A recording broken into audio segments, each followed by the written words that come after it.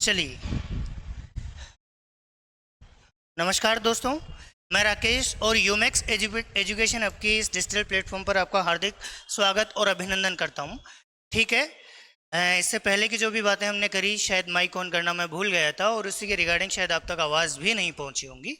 ठीक है, अब मेरा थोड़ा ध्यान इस बात पर गया है कि हाँ, माइक ऑफ था तो मैंने वापस माइक को ऑन किया है।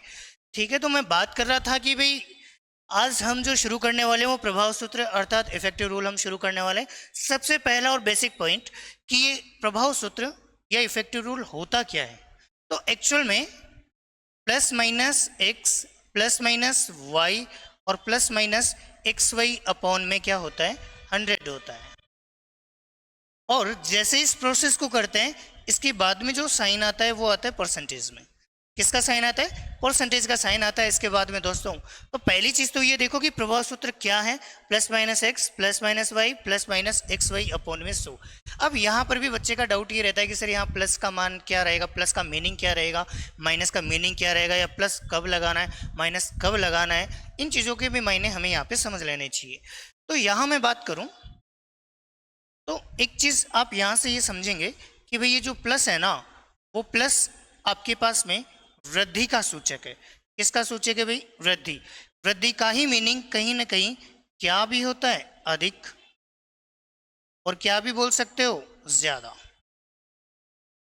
हालांकि जब आप लाभ और हानि पढ़ते हो तो लाभ को भी यही डिनोट करेगा।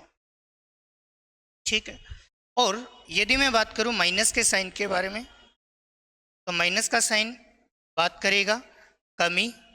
देखो, वृद्धि को इंग्लिश में इंक्रीज भी बोलते हैं, इंक्रीमेंट भी बोलते हैं, इंक्रीज के थ्रू भी आप समझ सकते हो। और कमी होती है आपकी डिक्रीज को दर्शाता है। ठीक है, यहाँ मैंने इंग्लिश लिखी नहीं है, अगर कोई इंग्लिश मीडियम से हो तो समझ लेना भाई, वृद्धि का मतलब इंक्रीज या इंक्रीमेंट होता है। ठीक है, वृद्धि, अधिक, ज्यादा, या फिर लाभ यानी प्रॉफिट की बात हम कर रहे हैं। ठीक है, कमी या कम की बात कर सकते हैं। ठीक है, या हम लोग, अच्छा, कमी के लिए हम लोग यहाँ पर जो वर्ड है वो यहाँ पे हास्र ले लेते हैं। हास्र का मतलब होता है घटना, कम होना। ठीक है, अधिक का मतलब कम और ज्यादा का मतलब होता है कमी, और लाभ का मतलब होता है हानि, यानी कि इसका विपरीत हम देखें तो क्या मीनिंग हो जाएगा, हानि हो जाएगा। तो मेरा कहने का मतलब यह है दोस्तों, इस प्रभाव सूत्र में प्लस और माइनस का जो यूज करेंगे हम लोग, प्लस का यूज करेंगे हम वृद्धि के लिए, अधिक के लिए, ज्यादा के लिए, लाभ के केस में, और हम माइनस का यूज करेंगे कमी के लिए, हास्र के लिए, कम के लिए, या हानि के केस में हम लोग बात करेंगे। ठीक है, तो प्लस और माइनस ये दो प्रकार के जो साइन है वो हमारे पास में रहेंगे। बोले ठीक है सर। अब कहानी ये है कि सर वृद्धि ले तो क्या यहाँ प्लस लेना है? बिल्कुल लेना है। और अगर कमी हो, हानि हो, तो क्या सर यहाँ माइनस लेना है? बिल्कुल लेना है। तो यहाँ वाले ये जो दोनों साइन है, आप इन दोनों साइनों को तो फिर भी बखूबी आप लिख लेंगे, कोई दिक्कत नहीं होगी। तो यहाँ वाले जो चिन्ह हैं, इन चिन्हों को भी आपको विशेष रूप से देखना है। कैसे देखना है? विशेष रूप से देखना है भाई, क्योंकि यहाँ प्लस माइनस तो आप इजीली लिख लोगे, लेकिन यहाँ प्लस माइनस में बच्चे को दिक्कत आती है कि यार आगे यहाँ प्लस का मीनिंग प्लस और माइनस का मीनिंग कमी से दर्शा रहे हैं। मान लीजिए दोनों जगह वृद्धि वृद्धि आ गई, दोनों जगह कमी कमी आ गई, तो यहाँ पर हमें प्लस लेना चाहिए, माइनस लेना चाहिए, या कौन सा साइन लेना चाहिए, कैसा साइन लेना चाहिए, ये चीज़ यदि हमें पता करनी हो तो हम कैसे पता करेंगे? तो इस बात का हमें पता लगेगा इन पिछले साइनों से। अगर ये पिछले साइन समान है, एक जैसे हैं, समान का मतलब समझते हो, प्लस प्लस हो सकता है या माइनस और माइनस हो सकता है। अगर ये दोनों साइन आपके पास में समान है ना, तो मेरे बेटे यहां जो प्लस और माइनस का साइन लेना है उसमें से आप क्या लोगे? प्लस लोगे। और वहीं यदि मैं बात करूं यहां पे असमान चिन्ह हो, कैसे चिन्ह हो? असमान चिन्ह हो, यानी कि एक प्लस हो और एक माइनस हो, या एक माइनस हो और एक प्लस हो। कहने का मतलब असमान यानी अलग अलग साइन होने चाहिए। और जब अलग अलग साइन हो तो ऐसे केस में आपको माइनस का साइन काम में लेना है। कैसा साइन काम में लेना है? माइनस का साइन काम में लेना है। ठीक है, लेकिन मैं कौन से साइनों की बात कर रहा हूँ? इन साइनों की बात कर रहा हूँ। ये वाले जो चिन्ह हैं वो आपको डिसाइड करने हैं इसके हिसाब से। ठीक है, प्लस तब आएगा जब ये दोनों जो साइन है वो समान हो, यानी प्लस प्लस हो या माइनस माइनस हो, और माइनस तब आएगा यहाँ पे जब ये दोनों साइन विपरीत हो, अलग हो, असमान हो, यानी कि एक प्लस हो एक माइनस हो, या एक माइनस हो या एक प्लस हो। ऐसी कंडीशन होगी तो ही आपकी ये जो चीजें हैं वो आपकी बनने वाली होंगी कहीं ना कहीं। ठीक है दोस्तों, चलिए आगे बढ़ते हैं। तो ये है हमारे पास में प्रभाव सूत्र कि ये प्रभाव सूत्र क्या है और इस क्या का मीनिंग हमने यहाँ पे जानने का प्रयास किया है। दूसरी चीज कि प्रभाव सूत्र का यूज कहाँ होगा।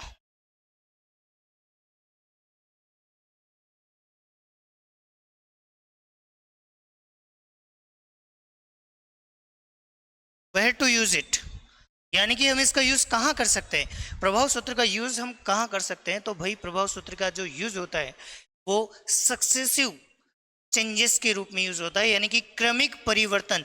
परिवर्तन का मतलब मेरे बेटे होता है कि कितने की कमी हुई कितने की वृद्धि हुई, इसको तो हम बोलते हैं परिवर्तन। और क्रमिक का मतलब होता है लगातार एक के ऊपर एक आप जो चेंजेस करो, वृद्धि करो, कमी करो, वो आपके सक्सेसिव चेंजेस के अंतर्गत आता है। ठीक है, चलो, तो इसका मतलब ये हुआ कि सर यदि क्रमिक परिवर्तन की बात चले, क्रमिक परिवर्तन का मतलब सक्सेसिव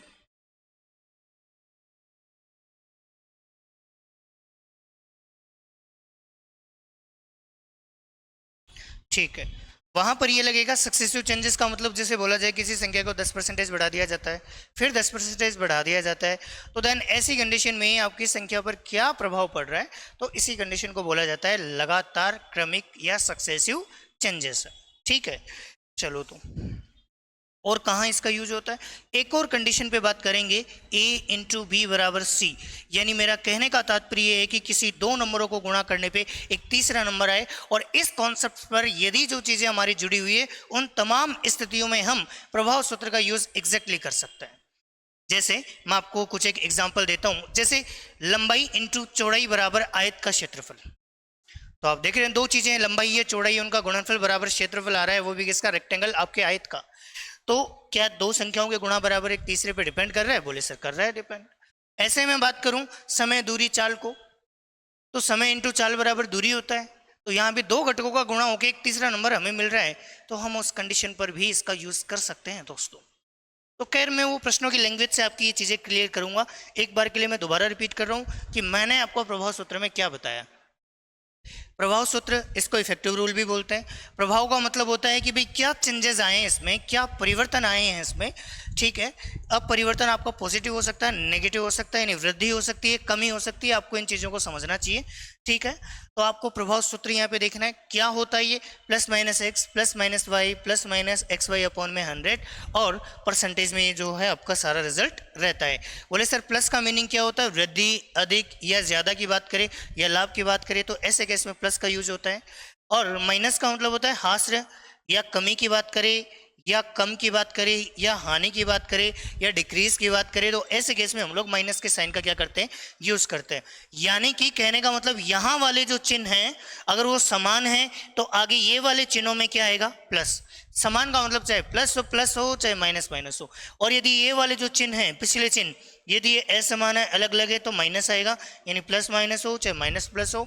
यदि विपरीत चीजें हैं तो देन ऐसी कंडीशन में माइनस आएगा। तो ये था हमारा सारा प्रभाव सूत्र। फिर हमने जाना कि इसका यूज हम कहाँ कर सकते हैं, तो भाई प्रभाव सूत्र का यूज होता है क्रमिक परिवर्तन है तो सक्सेसिव चेंज होती है, सक्सेसिव चेंज के लिए इसका क्या किया जाता है, यूज किया जाता है। साथ ही साथ मैं बात करूं a इंटू बी बराबर सी, a इंटू बी बराबर सी, अर्थात किसी दो नंबरों की गुणनफल के बराबर एक तीसरा नंबर हो, दो नंबरों के गुणनफल के बराबर एक तीसरा नंबर हो, तो देन हम उस कंडीशन को कहते हैं सक्सेसिव चेंजेस कहते हैं।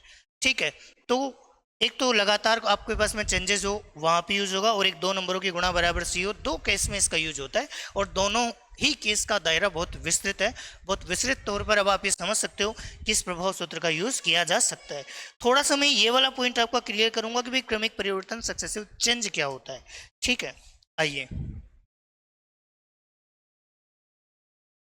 या इसको आप लोग पॉज करके लिख लेना। ठीक है, मैं साइड में हो जाता हूँ, आप लोग इसको पॉज करके आराम से लिख लेना। जैसे मैंने बोर्ड पे कॉपी किया है वैसे उतारना है, वैसे का वैसा आप लोगों को कॉपी करना है एग्जैक्टली। ठीक है, मैंने प्रयास किया है कि मैं एकदम नोट्स फॉर्मेट में चीज़ें लिखूँ, डायग्राम फॉर्मेट में चीज़ें लिखूं ताकि आपको नोट्स बनाने में कतई दिक्कत नहीं आए। चलिए मित्रों आगे बढ़ते हैं थोड़ा सा यहाँ से, आ जाओ जी। तो मैं आपको ये समझाना चाह रहा था कि भाई ये क्रमिक परिवर्तन होता है, ये क्या कहानी होती है।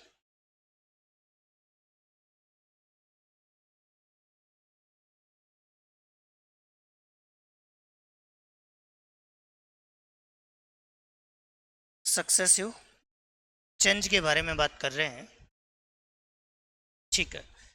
देखो भाई, परिवर्तन का मतलब तो कमी या वृद्धि हो सकता है, क्रमिक का मतलब होता है लगातार। क्रमिक, क्रमिक का शाब्दिक अर्थ होता है लगातार, अर्थात कॉन्जिक्यूटिव, ठीक है। और परिवर्तन का मतलब होता है, परिवर्तन का मतलब होता है चेंजेस अर्थात बदलाव, ठीक है। यानी कि वृद्धि की बात करें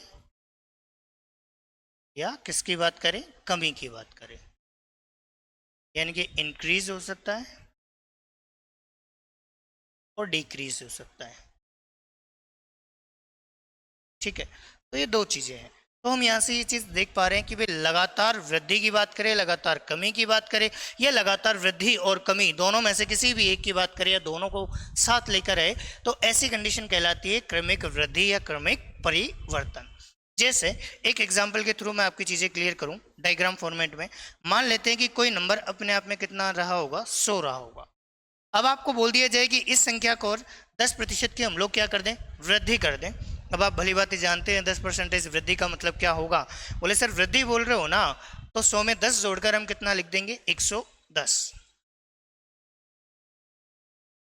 फिर बोला जाए अगेन कि अब संख्या पर एक बार और पुनः 10% की वृद्धि कर दी जाए, या बढ़ी हुई संख्या पर 10% की वृद्धि कर दी जाए, दैट मीन्स कितना हो जाएगा, 110/100 हो जाएगा।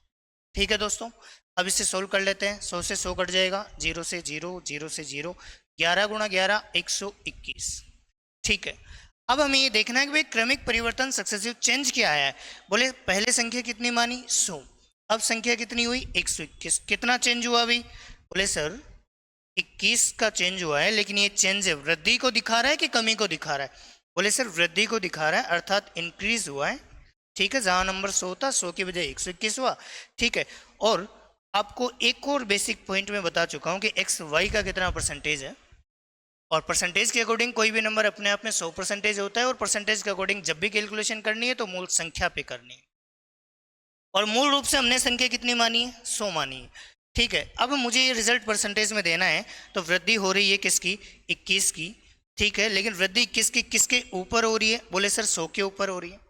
परसेंटेज में चेंज करें तो 100 से गुणा कटेगा, देन कितना परसेंट आया, 21% आया। तो ध्यान रखना, जब तक आप संख्या को 100 मानते हो, 100 को रखकर आप कोई भी कैलकुलेशन यदि आप करते हो, तो उस कैलकुलेशन में जो रिजल्ट आपको मिलता है वो रिजल्ट एक्चुअल में आपको परसेंटेज वैल्यू ही मिलती है, ठीक है। तो आप इसको परसेंटेज में चेंज करो तो ठीक, ना करो तो ठीक, क्योंकि आप नीचे 100 रखोगे, 100 से 100 आपका कट जाना है, तो कोई टेंशन वाला विषय ही नहीं रहना है। इसीलिए जब तक आप 100 को आधार रखकर आप कोई कैलकुलेशन करेंगे, तो ऐसे उन तमाम केसेस में आपके सामने जो ये चीज़ें रहने वाली है वो हमेशा परसेंटेज में ही आपका क्या देके जाएगी, रिजल्ट देके जाएगी। तो इस कंडीशन को बोलते हैं सक्सेसिव वृद्धि, लगातार वृद्धि। या इसी सक्सेसिव वृद्धि को सोल्व करने का एक तरीका ये भी होता है, जैसे मान लो कि हमने संख्या को कितना माना हुआ है, 100 माना हुआ है, हाँ या ना। तो भाई पहले इसमें 10% की वृद्धि होनी है, तो बोले सर 100 का 10% कितना हुआ, 10, ठीक है। 100 का 10% 10 हुआ, तो 100 में 10 जोड़ोगे कितने के कितना हो जाएगा, 110, वृद्धि की बात कर रहा हूँ। फिर बोल रहा है कि भाई 10% की वृद्धि और करनी है, तो भाई इस बार मैं कहूँ 110 का 10% याद आना चाहिए। कोई नंबर अपने आप में 100% है, 10% चाहिए, तो पीछे से एक नंबर छोड़ के दशमलव लगाओ, उस संख्या का कितना परसेंटेज आ जाएगा, 10% आ जाएगा। तो 110 का 10% उस हिसाब से कितना हुआ, 11। वृद्धि कर रहे हो तो जोड़ दो, कमी कर रहे हो तो घटा दो। तो आप लोग मुझे खुद बताइए, 110 में 11 की वृद्धि करोगे कितना हो जाएगा, 121। तो जो वृद्धि हुई है आप यहाँ से भी देख सकते हो, 10 और 11 21 की वृद्धि हुई है। आप चाहो तो इस तरीके से भी देख सकते हो, या फिर आप चाहो तो इस तरीके से भी देख सकते हो, सर पहले नंबर 100 था, अब 121 हुआ, तो कितने की वृद्धि हुई, 21 की। और 21 की वृद्धि किसके ऊपर, 100 के ऊपर, क्योंकि मूल रूप से हमने संख्या 100 मानी हुई है, तो 100 के ऊपर 21 की वृद्धि है। और मैं बता चुका हूँ कि 100 के ऊपर कोई भी कैलकुलेशन करो, ये जो रिजल्ट होता है वो काई में भी माना जाता है, प्रतिशत में भी माना जाता है। और माना क्या जाता है, होता ही है, ये आपके सामने मैंने प्रूफ भी किया है कि कैसे ये चीज़ परसेंटेज में भी उतना ही परसेंटेज आपके सामने जो है वो डिनोट करेगी। ठीक है, उम्मीद करता हूं दोस्तों आप इस कंसेप्ट को समझ पाए होंगे कि यार क्रमिक परिवर्तन सक्सेसिव चेंज नाम की चीज होती क्या है। ठीक है, चलिए थोड़ा सा आगे बढ़ते हैं और अपना जो प्रभाव सूत्र है उस प्रभाव सूत्र को हम इन्वॉल्व करेंगे। वैसे तो है तो ये क्रमिक परिवर्तन सक्सेसिव चेंज का ही प्रकार, लेकिन फिर भी एक बार अपन देख लेंगे।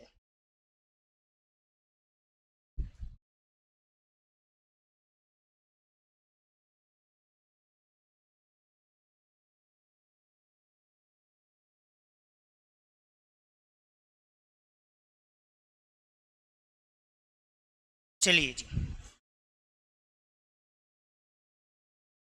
आइए एक आध प्रश्न लिखते हैं और समझते हैं यहां से कि क्या कहना चाह रहे हैं हमारा कंसेप्ट।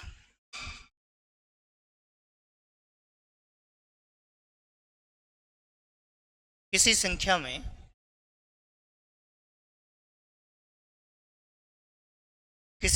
में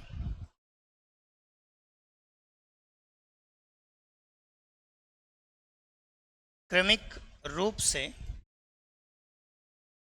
क्रमिक रूप से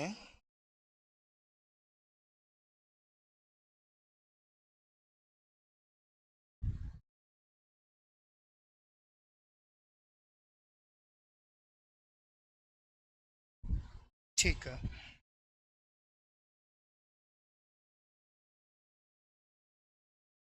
चलो आ जाओ।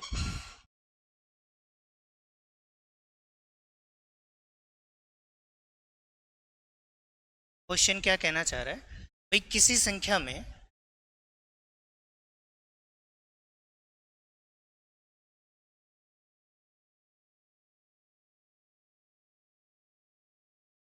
क्रमिक रूप से किसी संख्या में क्रमिक रूप से 10% तथा 20% की वृद्धि की जाती है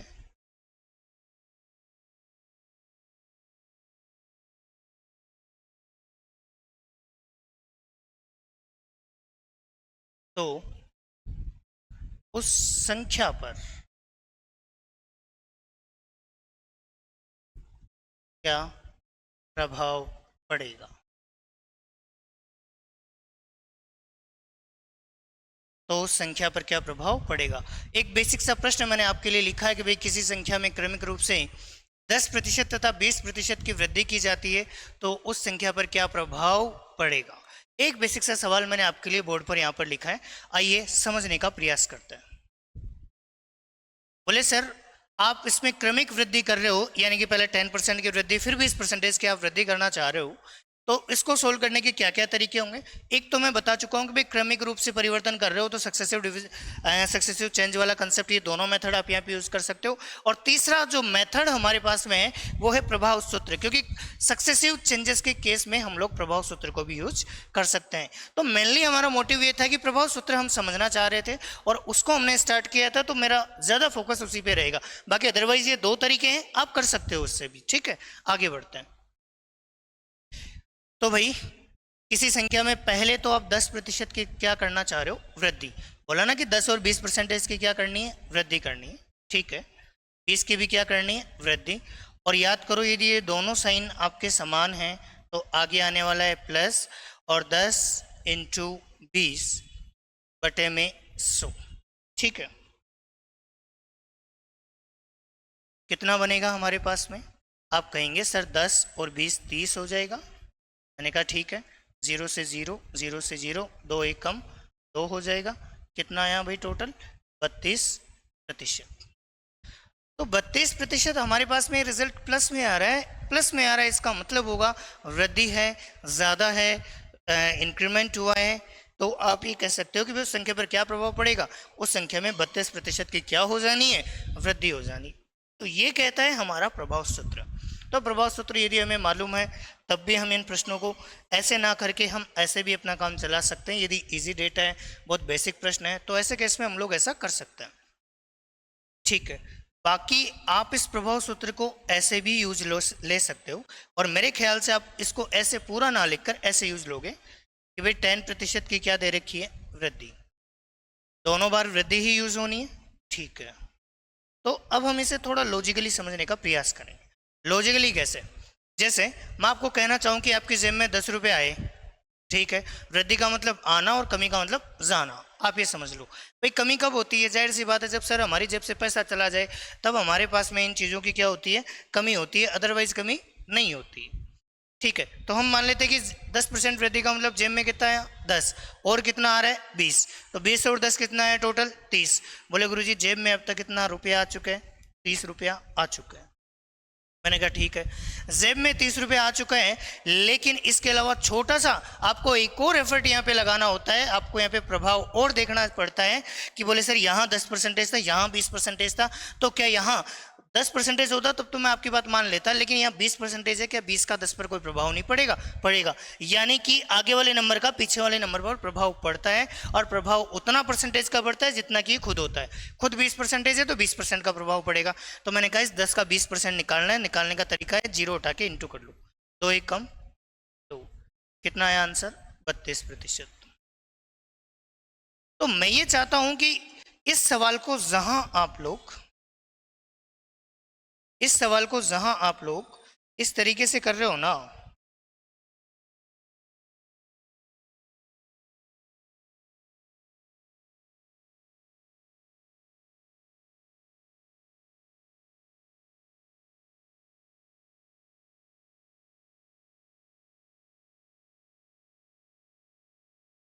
चलिए जी, जहां इस सवाल को आप ऐसे कर रहे हो ना, उस इसी सवाल को आप लोग ऐसे करिए, और जैसे ही आप लोग इस सवाल को इस तरीके से करोगे तो ये आपके लिए थोड़ा सा ज़्यादा बेस्ट होगा, क्योंकि आपका टाइम बचाएगा, प्लस आपका जो माइंड है उसको एक्टिव करने का काम करेगा। क्योंकि आप जब इस अप्रोच के आदी हो जाएंगे तो आप प्रश्न पढ़ेंगे 10 और 20 30, तो ये हो गया, जीरो उठा के और गुणा करना है, 2 एक कम 2, 30 और 2 32, प्रश्न पढ़ते पढ़ते आंसर आपका आ जाएगा। तो कहीं ना कहीं उस स्थिति में पहुंचाने के लिए आपको इस प्रभाव सूत्र की जरूरत पड़ेगी। बाकी अदरवाइज इस क्वेश्चन के ये 2 और सॉल्यूशन हो सकते हैं, तीसरा और सॉल्यूशन भी संभव है। लगभग मैंने बोला था ना कि अरिथमेटिक और एडवांस मैथ्स को हम 4 से 5 तरीकों से सोल्व कर सकते हैं। तो इन 4 से 5 तरीकों में ये 3 तरीके आपके सामने हैं, और तीसरे या चौथे तरीके की जो हमें ज़रूरत पड़ेगी वो हम उसी समय देखेंगे कि क्यों हमें उसकी ज़रूरत पड़ेगी और कब ज़रूरत पड़ेगी। ठीक है, आगे देखेंगे हम उन चीज़ों को। तो एक प्रश्न के माध्यम से मैंने आपको चीज़ें सिखाने का प्रयास किया है कि भाई साहब वृद्धि बोल रहा है तो प्लस कर लो, कमी बोल रहा है तो माइनस कर लो, समान साइन है तो प्लस, असमान साइन है तो माइनस। आइए एक और प्रश्न के माध्यम से हम चीज़ें समझें। इससे पहले मैं एक बार के लिए साइड में हो जाता हूँ, आप लोग पॉज करके इसको उतार लीजिए एक बार।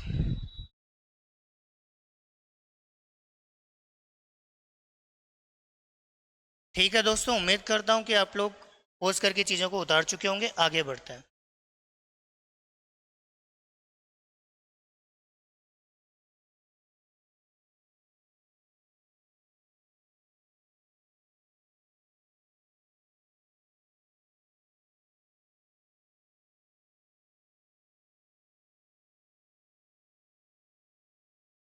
चलिए जी, अब आगे बढ़ते हैं। यहाँ से हम थोड़ा सा प्रश्न एक और ले लेते हैं। जैसे प्रश्न ऐसे हो, किसी संख्या में 10% की कमी की जाती है तथा कम हुई संख्या में उन्हें 40% की वृद्धि की जाती है,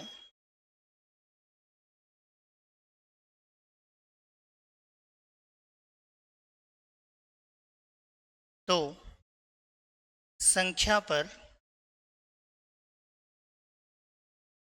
क्या प्रभाव पड़ेगा। आइए दूसरा प्रश्न, सेम टू सेम, बिल्कुल एकदम सेम टू सेम, केवल आपका कंसेप्ट क्लियर कराने के उद्देश्य से मैंने लिखा है।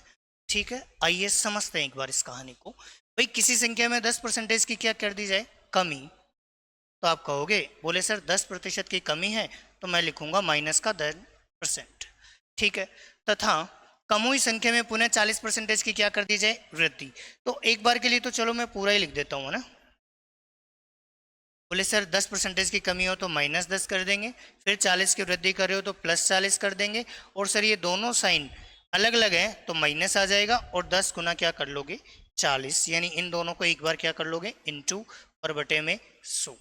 कितना बनेगा भाई रिजल्ट, आप कहेंगे सर 40 में से 10 गई 30, माइनस 0 से 0, 4 एकम 4, कितना आया 26%। और रिजल्ट अभी भी हमारे पास में पॉजिटिव है, प्लस में, और रिजल्ट यदि पॉजिटिव है, प्लस में है, दैट मीन्स इस बात का मीनिंग होगा कि 26% की वृद्धि उस संख्या में हुई होगी। इसका मतलब यदि ओरिजिनल रूप से वो संख्या 100% है ना, तो 26% की वृद्धि के साथ वो संख्या 126 हो चुकी होगी। वृद्धि का मतलब 100 में जोड़ना, कमी का मतलब 100 में से माइनस करना। ठीक है, तो आप चाहें तो प्रभाव सूत्र ऐसे लगा सकते हैं, लेकिन मैं हमेशा बोलता हूं कि भाई प्रभाव सूत्र ऐसे नहीं लगाना है, आपको प्रभाव सूत्र को यूज लेना है ऐसे। सर 10% की कमी है और 40% की वृद्धि है, तो आप लॉजिकली सोचो इसको। कैसे सोचो, लॉजिकली। बोले जेब से 10 रुपए गए और 40 रुपए आए, अभी तक भी जेब में कितने रुपए पड़े हुए, बोले सर 30 रुपए तो पड़े हुए, लेकिन सर साइन अलग अलग है, इसीलिए आगे आना है माइनस, और 0 उठा के क्या कर दो, इनटू, 4 एकम 4, कितना है रिजल्ट 26, और 26 के आगे क्या चिपका दो, परसेंटेज चिपका दो, ये अपना आंसर। तो कर तो हम यही रहे, लेकिन इसी चीज़ को, इसी रिएक्शन को थोड़ा सा फास्ट करें तो ये अपने लिए कहीं ना कहीं ज़्यादा ठीक होगा, और अपना समय बच पाएगा, समय को हम बहुत आसानी से बचा पाएंगे कहीं ना कहीं। तो मेरी आप लोगों को सलाह है कि आप प्रभाव सूत्र यूज़ करें, परंतु ऐसे नहीं, आप इस तरीके से यूज़ करो। और इसी चीज़ को मैं थोड़ा सा बॉक्स वगैरह में भी बंद कर देता हूँ आप लोगों के लिए ना।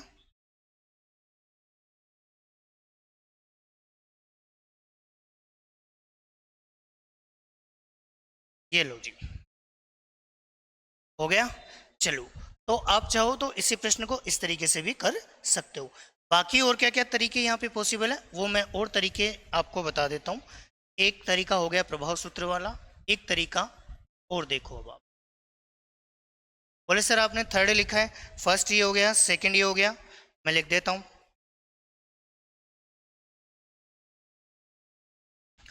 थर्ड वाले तरीके की बात करें तो बोले सर कोई भी नंबर हम कितना मान लेंगे, 100 मान लेंगे। अब जैसा बोल रहा है वैसा वैसा हम करते जाएंगे। देखो किसी संख्या की बात चल रही है तो कोई भी संख्या कितनी हुई, 100, इसमें 10% की क्या कर दी जाए, कमी, सॉरी 10% की कमी करने का मतलब 100 में से 10 माइनस कर दो, 90 बचा है। ठीक है, तथा कम हुई संख्या में यानी कि 90 वाले हिस्से में पुनः 40% की क्या कर दी जाती है, वृद्धि। तो आप बताओ 40% की वृद्धि करने का मतलब 140 और बटे में 100, ये रिजल्ट है। बोले सर आगे एक बार और बोला जाए तो एक बार और हम दोहरा देंगे, फिर सर 4 बार बोला जाए तो हम 4 बार दोहरा देंगे, इसी कंडीशन को क्या दिक्कत है। ठीक है, बस हमें इन चीज़ों के मायने यहाँ पे समझने होंगे। चलिए जी दोस्तों, सोल्व कर लेते हैं। 0 से 0, 0 से 0, और 100 से 100 कट ही जाएगा, और 14 नाम के 126 हो जाएगा। यानी कि सर संख्या कितनी बची थी पहले, 100, अब कितनी बची है, 126। 100 से बढ़कर 126 हो गई, दैट मीन्स संख्या में इंक्रीमेंट हुआ है, संख्या में वृद्धि हुई है, कितने की, 26 की। और आपको पता है दोस्तों 100 के ऊपर कोई कैलकुलेशन कर रहे हैं तो देन वो रिजल्ट हमारा परसेंटेज में होगा। इसमें होगा दोस्तों, परसेंटेज में वो रिजल्ट हमारा माना जाएगा। ठीक है, उम्मीद करता हूं कि आपको ये वाला तरीका समझ आया होगा। इसके अलावा आपको एक और तरीका मालूम ही होगा दोस्तों कि बोले सर कोई भी नंबर अपने आप में कितना होता है, 100%। कितना मानेंगे हम तो, 100%।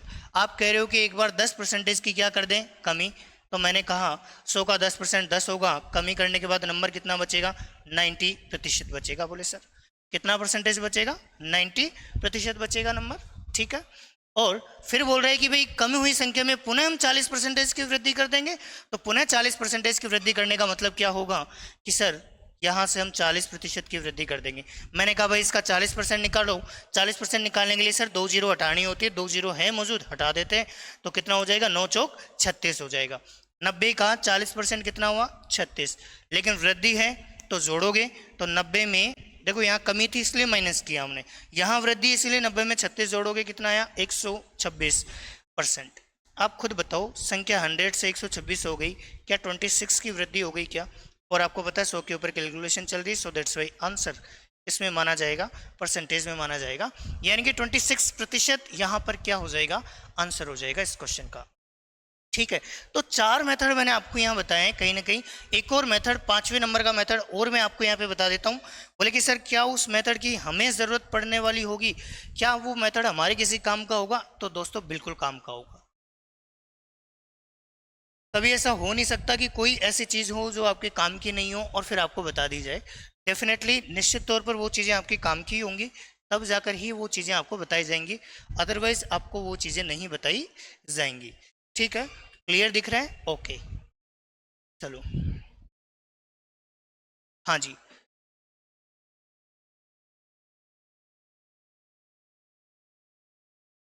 चलो भाई आ जाओ। पहली बार पहली कंडीशन पे बात करते हैं। 10% की क्या कर रहा है, कमी।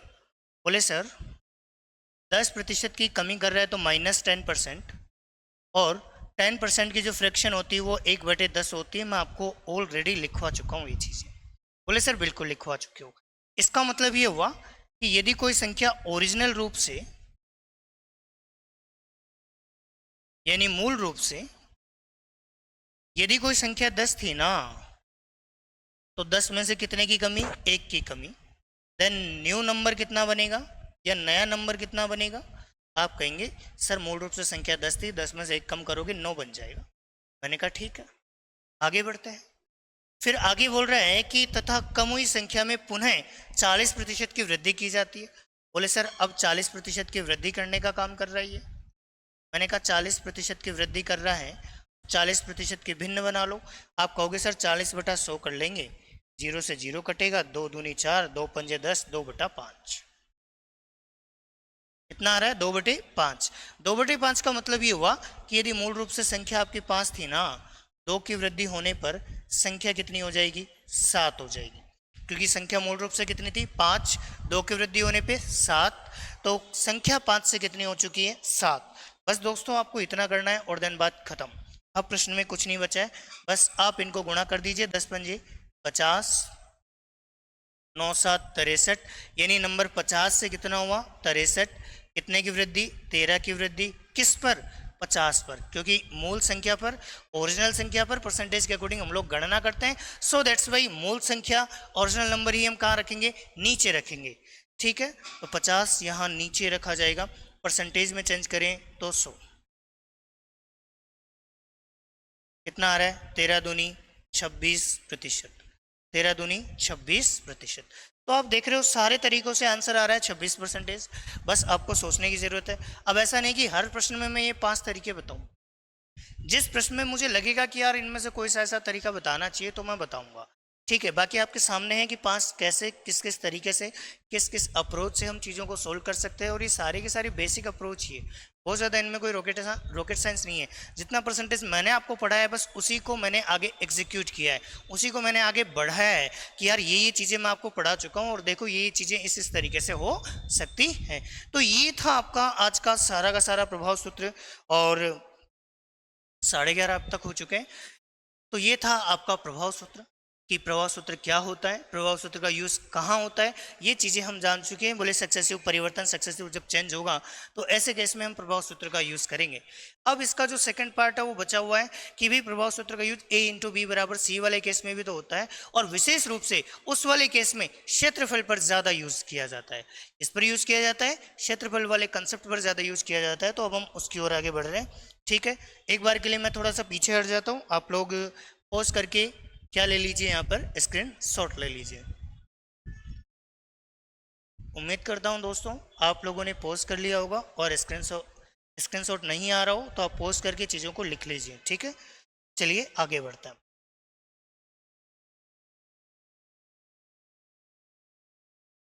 जैसा कि हम बात कर चुके हैं कि ये जो प्रभाव सूत्र है हमारे पास में, इसका हम बेसिकली जो यूज़ कर रहे हैं वो यूज़ A इंटू बी बराबर C वाले कंसेप्ट पर भी होता है। ठीक है, तो और इसमें विशेष रूप से इस कंसेप्ट पर क्षेत्रफल पर आधारित जो प्रश्न होते हैं उन पर ज्यादा यूज होता है।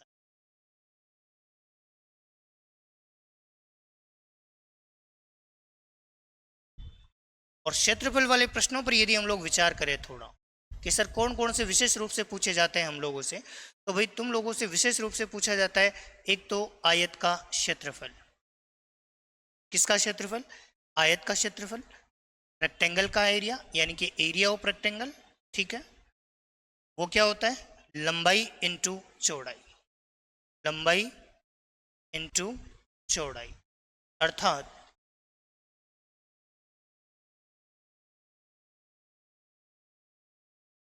Length into breadth.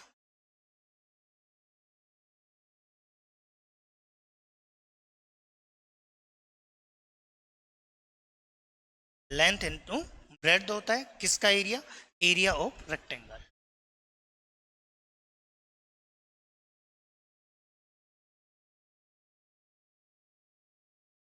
ठीक है भाई, तो पहला और मोस्टली टाइप तो यही होता है, यानी कि आयत के ऊपर आपको बहुत सारे प्रश्न पूछे जाते हैं। आयत का क्षेत्रफल लंबाई इंटू चौड़ाई होता है। आपने आदिकाल से ये चीज़ें पढ़ रखी होंगी। जब आप बहुत नन्हे मुन्ने छोटे छोटे बच्चे जब आप कक्षों में स्कूल जाया करते थे उस समय पर आप लोगों ने ये चीज़ें पढ़ी होंगी कि बोले सर आयत का क्षेत्रफल लंबाई इंटू चौड़ाई होता है।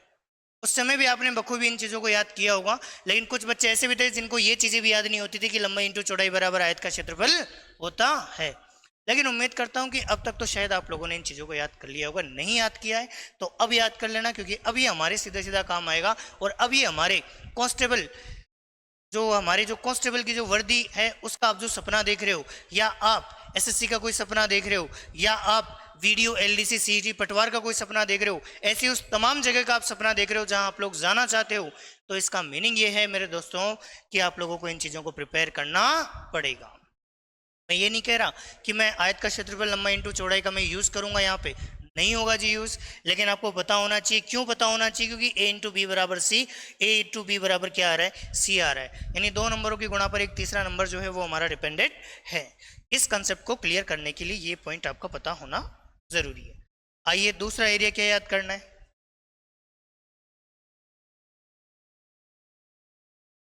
त्रिभुज का क्षेत्रफल।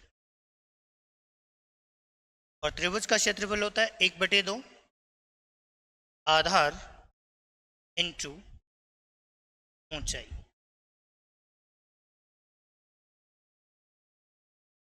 एक बटे दो आधार इंटू ऊंचाई। अर्थात मैं ये कहना चाह रहा हूं कि भाई एरिया ऑफ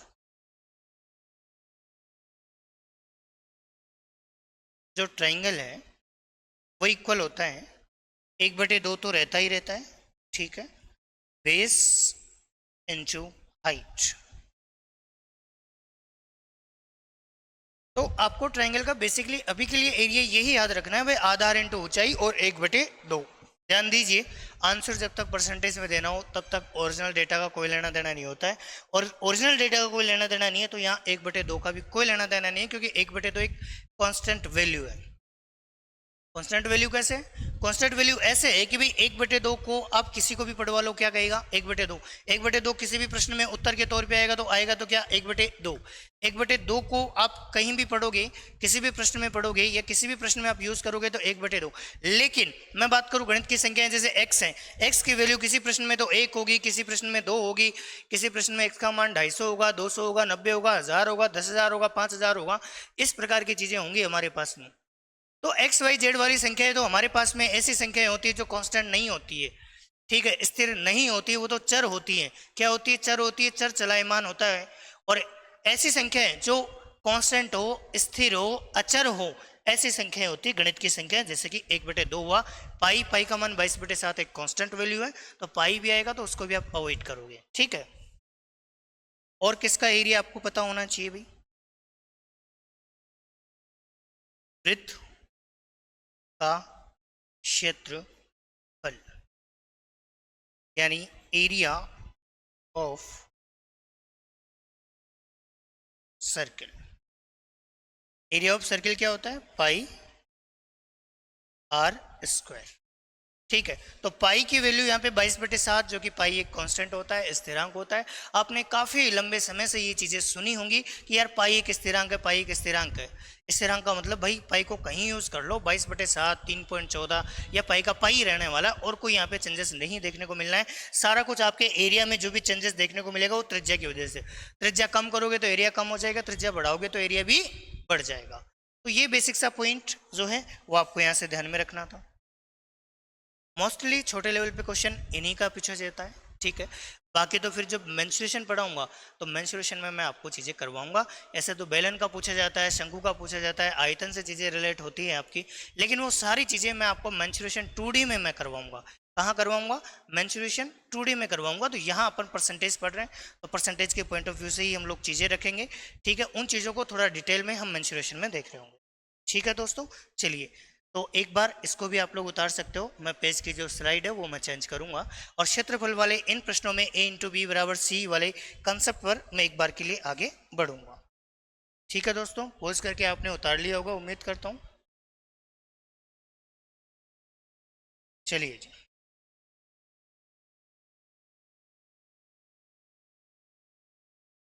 देखो आयत का क्षेत्रफल,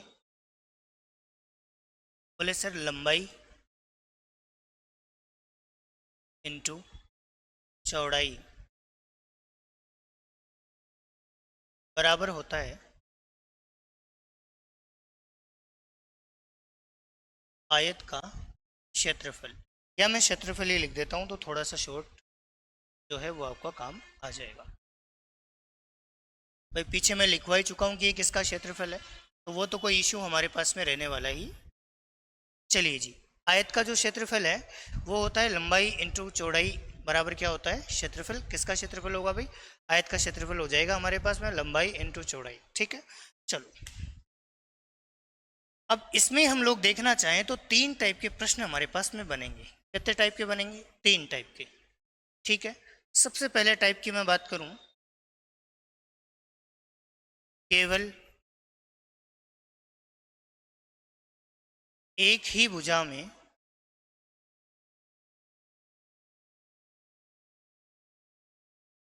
केवल एक ही भुजा में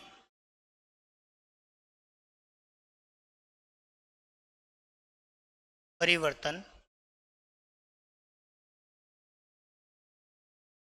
किया जाए। ठीक है, पहला और बेसिक पॉइंट।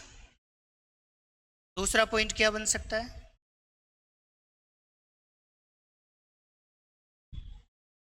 दोनों भुजाओं में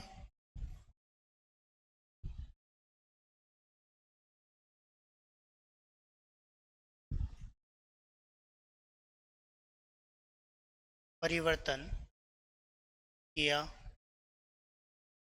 जाए। दोनों भुजाओं में क्या कर दिया जाए भाई? परिवर्तन कर दिया जाए। बिल्कुल सर, ऐसा हो सकता है कि भाई ओनली लंबाई में परिवर्तन करेगा तो उस हिसाब से क्षेत्रफल बढ़ जाएगा। बढ़ेगा कि नहीं बढ़ेगा? अगर लंबाई को बढ़ाओगे तो क्षेत्रफल बढ़ेगा, और चौड़ाई को घटाओगे तब भी क्षेत्रफल घटेगा। किसी पर्टिकुलर एक भुजा में भी अगर आप चेंजेस करते हो तब भी आपका एरिया कम ज़्यादा होगा ही होगा। लेकिन यदि आप दोनों भुजाओं में परिवर्तन करते हो तो फिर उस हिसाब से दोनों भुजाओं के हिसाब से भी जो आपकी सारी चीज़ें हैं वो व्यवस्थित हो जाएंगी, तब भी आपके एरिया में कोई ना कोई परिवर्तन तो होगा। तीसरा पॉइंट, जब क्षेत्रफल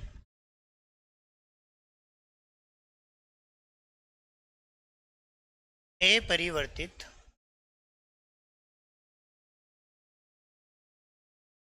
अपरिवर्तित रखा जाए। जब क्षेत्रफल जो है वो आपका अपरिवर्तित रखा जाए, 3 केस यहाँ पे बनेंगे दोस्तों आपके सामने।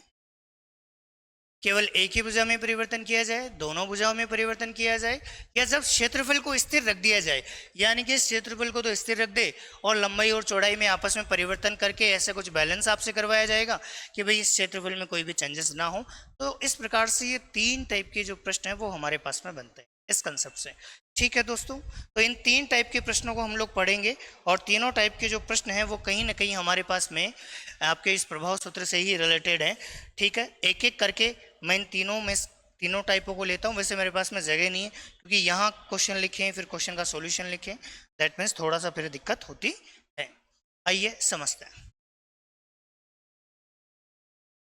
जब केवल एक ही भुजा में परिवर्तन किया जाए ना, तो क्षेत्रफल में भी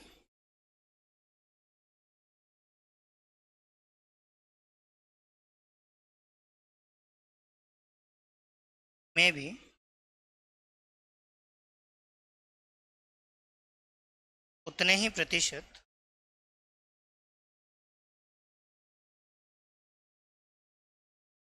का परिवर्तन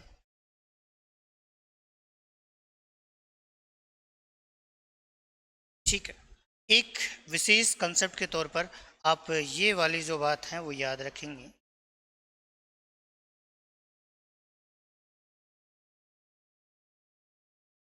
कि भाई क्षेत्रफल में भी उतने ही प्रतिशत का परिवर्तन होगा जितने की उस एक भुजा में आपने कोई वृद्धि की है, कोई कमी की है।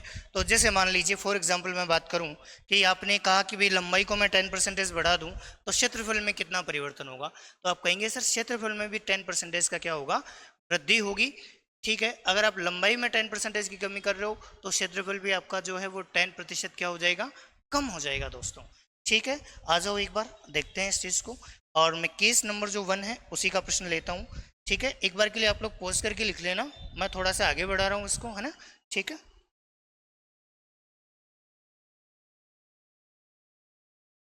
जैसे मान लो मैंने कहा किसी आयत की लंबाई में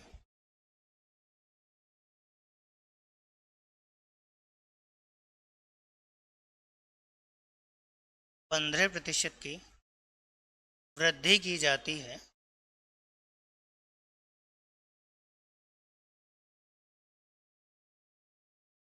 तो आयत के क्षेत्रफल पर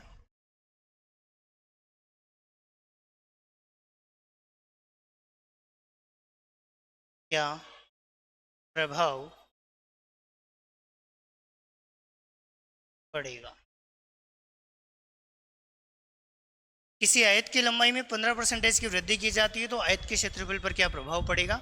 ये एक बेसिक सा प्रश्न मैंने आपके सामने लिखा है। अच्छा, बहुत बार बच्चों को बुक्स में ये प्रश्न नहीं मिलता है या ऐसा प्रश्न नहीं मिलता है। बुक में ऐसे प्रश्न मिलते हैं जिनमें दोनों भुजाओं में चेंजेस किया हो, जैसे कि एक में लंबाई को 20% बढ़ा रहा हूँ, चौड़ाई को 20% बढ़ा रहा हूँ। ऐसे ही क्वेश्चन आपको बुक वगैरह में देखने को मिलते हैं। और जब बच्चे को ऐसे क्वेश्चन देखने को मिलते हैं और ऐसा क्वेश्चन पेपर में आता है पहली बार में, बच्चा देखता है कि यार कोई ना कोई डेटा मिसिंग है, छोड़ देता हूँ यार, नहीं तो इतना इजी प्रश्न तो क्या देगा कि 15 का 15 आंसर हो। भाई 15 का 15 आंसर हो, ऐसे प्रश्न भी दे दिए जाते हैं। बहुत बेसिक और बहुत लॉजिकल प्रश्न होते हैं तो उनको पूछने में उनको कोई हर्ज नहीं रहेगा। आइए आगे बढ़ते हैं कि इसका सॉल्यूशन कैसे करें। किसी आयत की लंबाई में 15% की वृद्धि की जाती है तो आप क्या कहोगे। बोले सर मान लेते हैं कि पहले क्षेत्रफल 100 यूनिट रहा होगा, ठीक है, और अगर 15% की वृद्धि करोगे आप लंबाई में तो एरिया भी बढ़कर 100 का 15% 15 होता है और बढ़कर कितना हो जाएगा, 115 हो जाएगा। हाँ या ना। तो आयत के क्षेत्रफल पर क्या प्रभाव पड़ेगा। भाई आयत का क्षेत्रफल भी कितना बढ़ेगा, 15 बढ़ेगा। और आपको पता है 100 के ऊपर कैलकुलेशन हो रही है तो इसका मतलब ये रिजल्ट काय में रहेगा, परसेंटेज में। तो 15% की वृद्धि क्या आ जाएगा, आंसर आ जाएगा। या आप लोग चाहते हो तो इसे प्रभाव सूत्र से भी कर सकते हो। प्रभाव सूत्र क्या कहता है कि भाई एक भुजा में 15% की वृद्धि है तो प्लस, अब दूसरी भुजा के बारे में कोई उल्लेख नहीं है, कोई उल्लेख नहीं है कि भाई वृद्धि है कमी है, उस पर हमारा ये जो प्रश्न है वो एकदम मौन है, कुछ बताना नहीं चाह रहा है। और जब कुछ बताना नहीं चाह रहा हो तो ऐसे केस में हम लोग चीज़ों को शून्य लेकर चलते हैं कि भाई शायद कोई परिवर्तन नहीं रहा होगा चीज़ों को लेकर, तो हम इस परिवर्तन को ही शून्य मान लेते हैं। इस परिवर्तन को क्या मान लेते हैं, शून्य मान लेते हैं। तो भाई आप लोग क्या करोगे कि बोले सर दूसरा वाला जो परिवर्तन है वो शून्य मान लो, प्लस प्लस है दोनों जगह तो आगे भी प्लस, और 15 इंटू शून्य बटे में 100, दोनों संख्याओं को गुणा करते हैं। ठीक है, आप कहोगे सर 15 में शून्य जोड़ेंगे तो 15 आना है, प्लस अब बहुत बार स्टूडेंट ऐसा करते हैं कि जीरो से ये वाले जीरो उड़ा देते हैं, जबकि ऐसा संभव नहीं है। जीरो से ही जीरो काटना तो बिल्कुल संभव नहीं है, क्योंकि जीरो से जीरो आप कैसे काट सकते हो, इसका मतलब ये है कि आप ऐसी संख्या काटना चाह रहे हो जो संख्या है ही नहीं, और जो संख्या है ही नहीं आप ऐसी संख्या को काटोगे तो फिर कैसे काम चलेगा। इसलिए जीरो बेटे जीरो तो कहीं ना कहीं अनिर्धारित होता है भाई, और जो चीज़ अनिर्धारित है, जिसको हम निर्धारित नहीं कर सकते, हम उसको कैसे काट पीट के निर्धारित कर लेंगे भाई, नहीं कर सकते। सो दैट्स वाई मेरे मित्रों, आपको ये बात ध्यान में रखनी है, सिंगल जीरो जीरो से कभी भी नहीं कटेगी। तो फिर क्या करोगे, गुणा कर लो, 15 गुणा जीरो करोगे शून्य आएगा, और शून्य में किसी भी नंबर का भाग लगाओगे तो शून्य आना है, और फिर से 15 का शून्य में आप ऐड करोगे, कितना आंसर आ रहा है 15। तो कहीं ना कहीं 15 जो है वो हमारे पास में क्या हो जाएगा,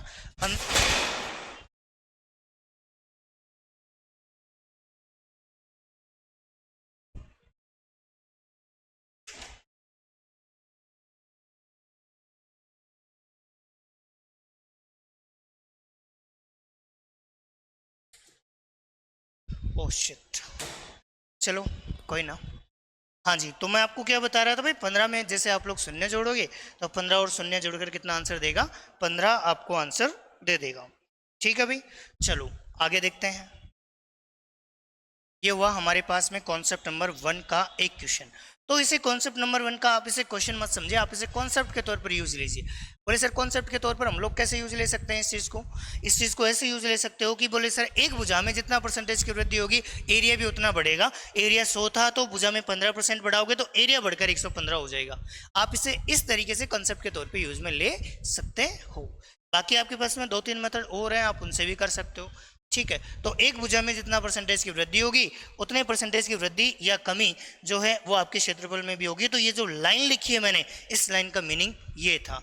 अब रही बात आगे के दो कॉन्सेप्ट, इन दो कॉन्सेप्ट पे बात करेंगे हम कल की क्लास में। ठीक है, आज के लिए हम लोग इतना ही रखते हैं। ठीक है, टाइम भी लगभग हो चुका है, आज की क्लास में हम लगभग इतना ही रखेंगे, और उम्मीद करता हूँ, आशा करता हूँ कि आपको चीज़ें सही और सिस्टमेटिक समझ में आ रही होंगी। ठीक है, बस मुझे आप लोगों से इतना चाहिए कि आप चीज़ों का बस रिवीजन कर लें, टाइम पर रिवीजन कर लो, टाइम पर नोट्स बना लो, और जो असाइनमेंट आपको दे दिया जाए उसको आप प्रैक्टिकली कंप्लीट कर लीजिए। देन फिर इसके बाद में आपके लिए कुछ भी शेषफल नहीं बचेगा। आप बेधड़क तरीके से आप चीज़ों को हल करिए, आपको रत्ती भर भी प्रॉब्लम नहीं होने वाली होंगी। ठीक है दोस्तों, तो आज के लिए हम लोग इतना ही रखते हैं, कल फिर से नेक्स्ट क्लास में मिलते हैं। तब तक के लिए बाय बाय, खुश रहो, मस्त रहो दोस्तों। ठीक है, ओके।